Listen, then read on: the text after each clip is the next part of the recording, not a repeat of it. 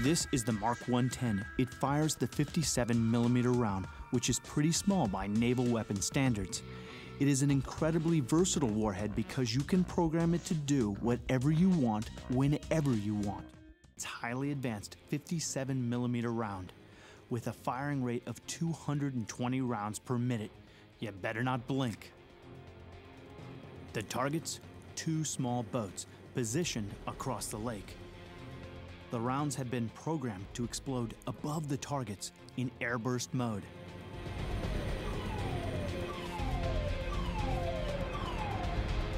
Ten seconds. 9, 8, 7, 6, 5, 4, 3, 2, 1. Fire!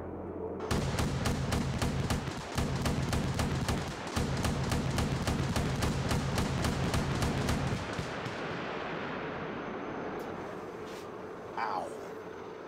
Slow motion, you can see how the rounds detonate above the boats. The precision timing of the fuse guarantees the tungsten fragments have the most devastating effect. But the time mode is just one of 6 different settings this multi-function round can operate in. Incredibly, the fuse can be programmed to engage any threat and guarantee the best hit. When we designed the gun, we basically had to design it to be able to take on any threat that is available out there today. The 3P round, 3P ammunition, is perhaps the most important factor, and that makes this weapon unique. The base of it is actually a little radar to transmit radar signals. Let me get this straight. You're saying this is basically a miniature radar. Yes. And you can program it any way you want it to perform. If you want it to perform at the last second, so it doesn't give itself away, it can do that. That's true. Proximity fuses has been around for a while, but the really unique thing with this is that it is programmable in a time mode as well. In time mode, the warhead detonates at a specific time and distance after it's left the gun.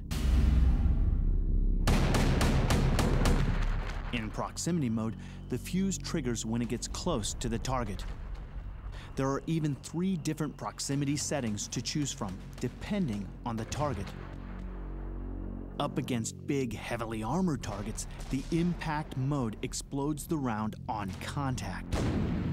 To do all of this, the sophisticated electronics in the fuse also have to be incredibly tough to withstand the extreme force of the launch. What kind of G-forces are we talking about this thing having to sustain?